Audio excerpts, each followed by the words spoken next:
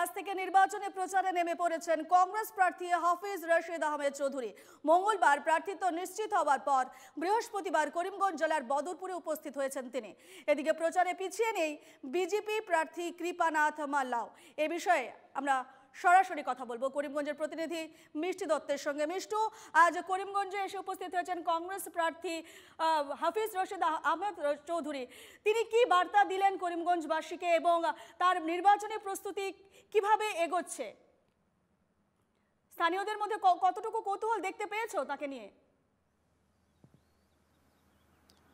নিশ্চয় রূপা, দেখো আসলে নির্বাচনের যে বাতাস, সেই বাতাসটা ইতিমধ্যে লেগে পড়েছে করিমগঞ্জ লোকসভা সমষ্টিতে। বিশেষ করে প্রথমে যদি বলি, তবে বিজেপি তাদের দলীয় প্রার্থী তালিকা প্রকাশ করেছিল, আর যেখানে আসলে কৃপানাথ মাল্লাকেই আবার প্রার্থী হিসাবে প্রক্ষেপ করা হয়েছে। আর গত মঙ্গলবারের কথা যদি বলি, তবে গত মঙ্গলবারে কংগ্রেসের যে প্রার্থী তালিকা, সেই প্রার্থী তালিকা প্রকাশ পেয়েছিল এবং করিমগঞ্জ লোকসভা আসনের জন্য হাফিজ রশিদ আহমেদ চৌধুরীকে প্রার্থী হিসাবে প্রক্ষেপ করা হয়েছিল। আর সেই হাফিজ রশিদ আহমেদ চৌধুরী আজ ট্রেন যুগে বদরপুরে এসে উপস্থিত হয়ে এক প্রকার নির্বাচনী রণডঙ্কা তিনি বাজিয়ে দিলেন এবং তিনি উল্লেখ করেছেন যে বরাক উপত্যকার দুই জেলা অর্থাৎ হাইলাকান্দি এবং করিমগঞ্জ জেলা মিলিয়ে যে লোকসভা সমষ্টি রয়েছে করিমগঞ্জ লোকসভা সমষ্টি, সেই সমষ্টির বিভিন্ন নানা সমস্যার বিষয়ে তিনি আসলে যে নির্বাচনী প্রচার আছে, সেই প্রচারে এই বিষয়টি নিয়ে কিন্তু তিনি নির্বাচনে প্রচারে নামবেন।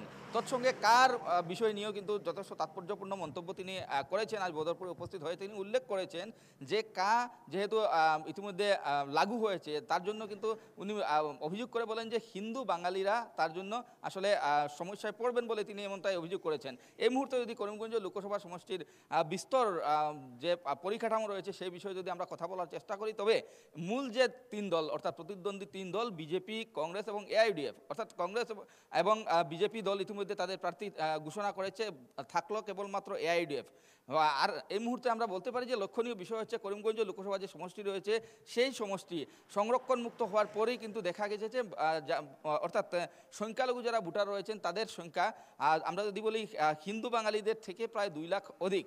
এই মুহূর্তে আরও একটা লক্ষণীয় বিষয়, বা আরও যদি আমরা 2019-এর যে স্ট্যাটিস্টিক্স আছে সেই স্ট্যাটিস্টিক্স মতো যদি কথা বলি, তবে কৃপানাথ মাল্লা 2019-এর যে লোকসভা নির্বাচন, সেই লোকসভা নির্বাচনে এআইডিএফের প্রার্থী রাধেশ্যাম বিশ্বাসকে হারিয়ে তিনি এমপি হিসাবে জয়লাভ করেছিলেন। প্রায় 4,73,000 ভোট উনি লাভ করেছিলেন এবং 39,000 ভোটের ব্যবধানে কৃপানাথ মাল্লা জয়ী হয়েছিলেন। আর এবার যেহেতু বর্তমানের যে প্রেক্ষাপট, সেই প্রেক্ষাপট যথেষ্ট ভিন্ন, কেননা এবার এই যে লোকসভা সমষ্টি সেটা সংরক্ষণমুক্ত হয়েছে, যার দরুন কংগ্রেস যেহেতু হাফিজ রশিদ আহমেদের মতো একজন প্রার্থীকে প্রার্থিত্ব প্রদান করেছে, আর অন্যদিকে এআইডিএফ এখনও বাকি আছে। এআইডিএফের কথা যদি আমরা বলি, তবে এআইডিএফে দুই প্রার্থীকে নিয়ে যথেষ্ট চর্চা হচ্ছে। KM বাহারুল ইসলাম এবং আরও একজন প্রার্থী রয়েছেন, উনাকে নিয়ে আসলে যথেষ্ট চর্চা চলছে। এখন লক্ষণীয় বিষয় হচ্ছে যে করিমগঞ্জ লোকসভা সমষ্টি যেহেতু যারা সংখ্যালঘু ভোটাররা রয়েছেন, সংখ্যালঘু ভোটাররা এবার নির্ণায়ক ভূমিকা গ্রহণ করবেন। তবে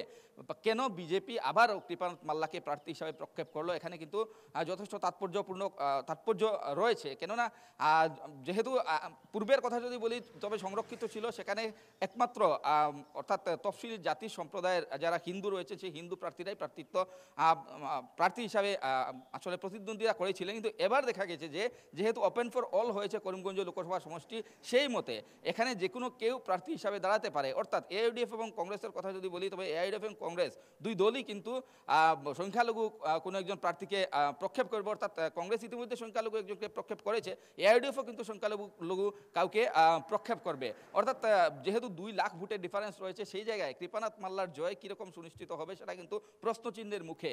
কেননা যেহেতু সংখ্যালঘু ভোটাররাই নির্ণায়ক ভূমিকা গ্রহণ করবেন, সেই পর্যায়ে যদি বলি, তবে 2019-এর নির্বাচনে তিনি প্রায় 4,75,000-এর মতো ভোট পেয়েছিলেন। কিন্তু এবার যদি এরকম কোনো একটা ফিগারে উনি পৌঁছতে পারেন, তবে কিন্তু জয় নিশ্চিত হবে। কিন্তু দেখা গেছে যে গতবারের যদি কথা বলি, তবে এর আগের অর্থাৎ 2014 সালের যদি একেবারে কোমর বেঁধে নেমে পড়েছে কংগ্রেস এবং বিজেপি। তবে শেষ হাসি কে হাসবে সেটাই এখন লক্ষণীয় বিষয়। আগামী সময়ে সেটাই নির্বাচনের ফলাফলে প্রকাশে আসবে। আপাতত তোমাকে ধন্যবাদ জানাচ্ছি।